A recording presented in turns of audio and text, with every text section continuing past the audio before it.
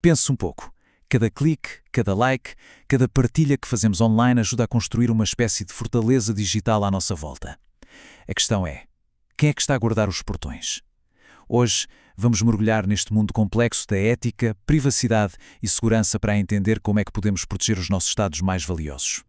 E isto leva-nos logo à pergunta central da nossa era digital, não é? Se os nossos dados estão espalhados por todo o lado, de quem é a responsabilidade de os proteger? É das empresas, dos governos ou é nossa? É um dilema que no fundo nos afeta a todos. Pois é, e a raiz do problema está exatamente aqui. A economia moderna funciona à base de dados. Cada interação online que temos acaba por alimentar um sistema gigantesco que, apesar de ser super inovador, também abre a porta a desafios éticos e de segurança enormes. Isto leva-nos diretamente ao que podemos chamar de o novo dilema dos dados. Hoje em dia, os sistemas de informação são literalmente a espinha dorsal de qualquer negócio. E essa espinha dorsal tem de ser mais do que apenas eficiente. Tem de ser incrivelmente fiável e, claro, segura.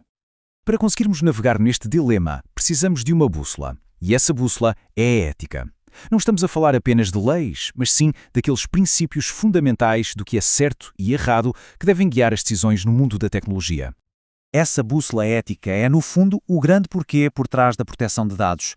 É como se fosse o projeto, o plano que nos ajuda a construir a nossa fortaleza digital, definindo as regras de conduta num território onde a tecnologia avança muito mais rápido do que a própria legislação. E aqui há uma distinção que é absolutamente crucial. Uma coisa pode ser antiética sem ser ilegal. Pensemos nisto, uma empresa vender dados de utilizadores sem um consentimento claro e explícito pode até ser legal em alguns países, mas será que é ético? É nesta zona cinzenta, onde a lei muitas vezes não chega, que a nossa bússola da ética se torna indispensável. Estas preocupações éticas, no geral, dividem-se em 4 grandes áreas. Primeiro, a privacidade. Até que ponto podem entrar na nossa vida? Depois, a exatidão. E se a informação que as empresas têm sobre nós estiver simplesmente errada? A seguir, a propriedade. Os nossos dados são nossos ou de quem os recolhe? E por fim, a acessibilidade. Quem é que decide quem pode ver e usar essa informação? E para responder a estas questões, entram em jogo 2 princípios vitais. A imputabilidade, que é basicamente saber a quem atribuir a culpa quando alguma coisa corre mal, e a responsabilidade, que é a obrigação de assumir as consequências dos seus atos.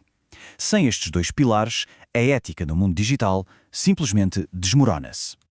De todas estas questões éticas, talvez nenhuma nos afete tão diretamente como o direito à privacidade. É aqui que o debate se torna realmente pessoal. Então, o que é exatamente a privacidade da informação? No fundo, é o direito ao controlo. É o poder de decidir que partes da nossa vida partilhamos, com quem e quando. É, de certa forma, a nossa soberania pessoal no mundo digital. No entanto, e este é um ponto crucial, esse direito não é limitado. As decisões dos tribunais mostram várias vezes que a privacidade de um indivíduo tem de ser equilibrada com as necessidades da sociedade, como, por exemplo, a segurança nacional ou o direito do público à informação. E a tecnologia moderna está constantemente a testar estes limites. Ferramentas como o profiling, por exemplo, permitem criar um dossiê digital completo sobre os nossos hábitos. Ao mesmo tempo, a vigilância eletrónica monitoriza as nossas atividades online, muitas vezes até no local de trabalho. O conceito de privacidade está, sem dúvida, sob uma pressão constante. Todo este escrutínio, claro, deixa-nos vulneráveis. E no campo de batalha digital, as ameaças são bem reais e vêm de todo o lado. Vamos analisar as principais. A nossa vulnerabilidade digital está a crescer a uma velocidade incrível. Pensemos nisto. Vivemos num mundo completamente interligado, muitas vezes através de redes sem fios que não são seguras. Ao mesmo tempo, os aparelhos que usamos são cada vez mais pequenos, mais baratos e mais fáceis de perder. E para piorar, o cibercrime já não é coisa de amadores, é uma indústria organizada e global. As ameaças chegam de várias frentes. Algumas são acidentais, como o simples erro humano ou uma falha técnica. Outras, como desastres naturais, são imprevisíveis. Mas as mais perigosas são muitas vezes as deliberadas, espionagem, roubo, sabotagem e aquelas que podiam ter sido evitadas, como a falta de investimento e segurança por parte da gestão. Ok, perante tantas ameaças, como é que nos defendemos? É aqui que entramos na fase de construção. Vamos ver como é que as organizações erguem as suas fortalezas digitais. A base de qualquer estratégia de defesa sólida é a gestão de risco. A ideia não é eliminar todas as ameaças, vamos ser honestos, isso é impossível. A ideia é identificá-las, entendê-las e tomar medidas para controlar e minimizar o seu impacto. Para gerir o risco, existem essencialmente 3 estratégias. A primeira é aceitar. Às vezes, o custo de uma defesa é maior do que o próprio risco. A segunda, e a mais comum, é limitar, ou seja, implementar defesas para minimizar o impacto. E a terceira é transferir, passando o risco para outros, como quando se contrata um seguro contra ciberataques. Uma boa defesa funciona em camadas, tal como uma fortaleza medieval. A primeira linha são os controlos físicos, os muros, as vedações e os guardas que protegem o acesso físico às instalações. A segunda linha são os controlos de acesso, as palavras-passe e a biometria que decidem quem pode usar os sistemas. E a camada mais interna são os controlos de comunicações, firewalls e criptografia que protegem os dados enquanto eles viajam pelas redes.